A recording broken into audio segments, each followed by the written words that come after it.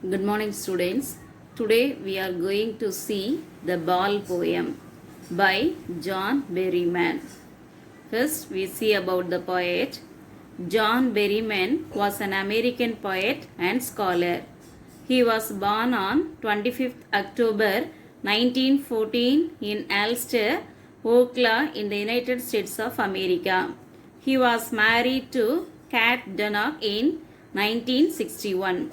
He was educated at Clare College, Columbia University. The Dream Songs, 77 Dream Songs, and Berryman's Shakespeare are some of his famous works. Now we'll see the poem. First stanza. What is the boy now who has lost his ball? What is he to do? I saw it go, merrily bouncing down the street, and then merrily over. There it is in the water. In this stanza, the poet sees a boy playing with the ball. Then the boy loses his ball. The poet asks, what should the boy be feeling now? He asks, what will the boy do now? He saw the ball bouncing merrily and going down the street. And now, in the same way, it has fallen into the water and lost forever. Here, bouncing means jumping over. Street means narrow path.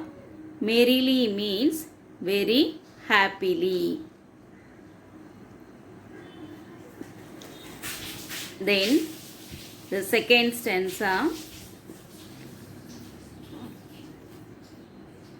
No use to say, oh, there are other balls. An ultimate shaking grief fixes the boy as he stands rigid, trembling, staring down all his young days into the harbor where his ball went. There is no use of consoling the boy. He can't be consoled if he is offered other balls in place of the last ball.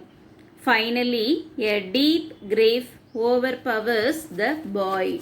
He stands shaking there without leaving the place. Standing there, he stares down the place where the ball has disappeared in the water of the harbor. The loss of the ball in the harbor reminds him of his childhood and childhood days which have been lost in the harbor of life. Here, ultimate means final. Shaking means trembling. Grief means sorrow. Staring means looking keenly. Then third stanza. I would not intrude on him. A dime, another ball is worthless. Now he senses first responsibility in a world of possessions. The poet does not want to intervene or console the boy. He will not tell the boy that the ball he has lost cost almost nothing.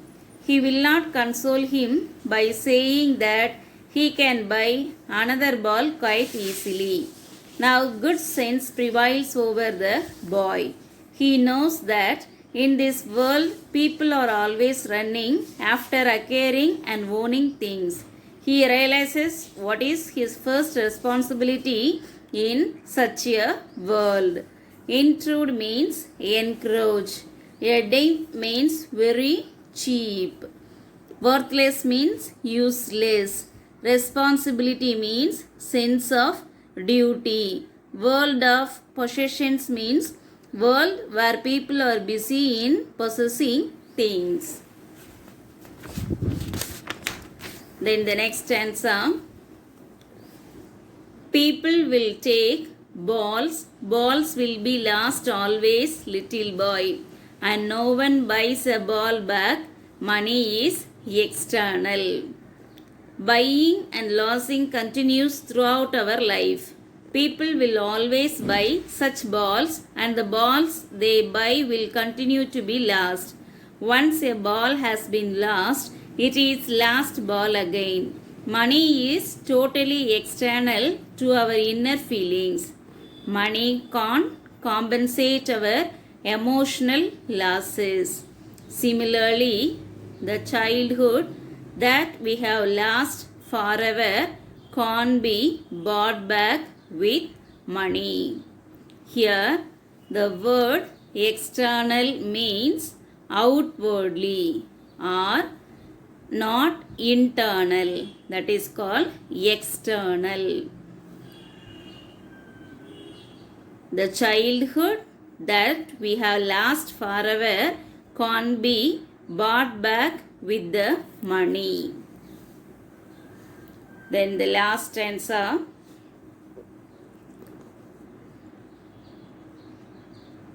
He is learning well behind his desperate eyes this epistemology of loss, how to stand up, knowing what every man must one day know, and most know many days how to stand up. The boy with his hopeless eyes is beginning to learn the nature of loss. He is learning what it means to lose something. He has to learn how to come over the loss and stand up again in life.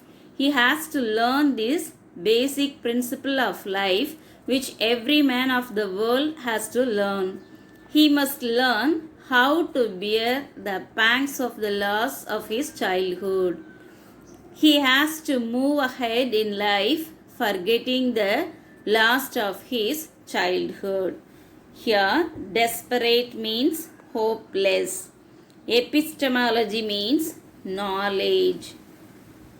Epistemology of loss means understanding the nature of loss. Behind means backward. Okay, now we will see the main points of this poem. The young boy lost his ball. He was playing and saw the ball bouncing down the street. Then, in the end, the ball fell down into the water and lost forever.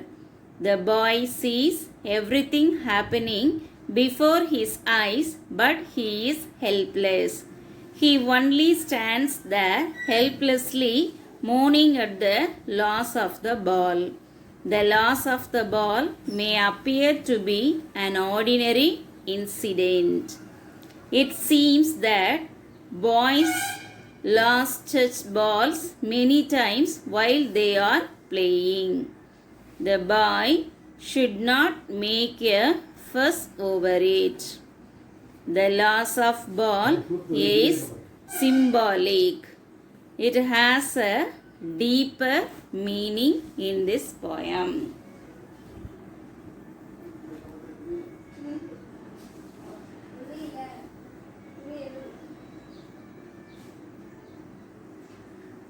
The next,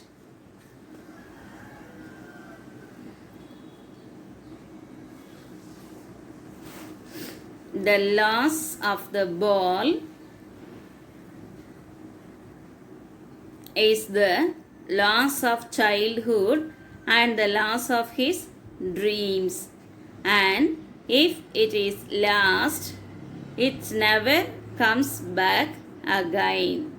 Similarly, we can't console the child that he can have another ball. Actually, he is sad that the ball he has lost can't be brought back. The innocent childhood that he has lost can't be replaced or bought back with money. Wealth can't buy life and time. Ultimately, a change comes in the grieving boy. He comes to know that Losing is a part of life.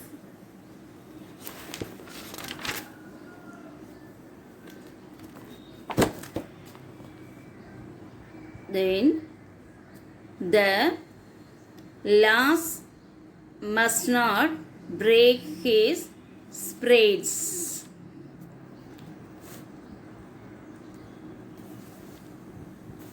The loss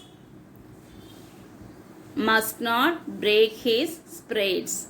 There is no use of grieving over what has been lost.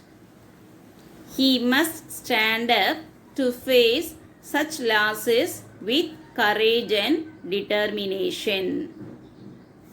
Life has to be lived and not wasted in grieving and mourning over the losses suffered in the past.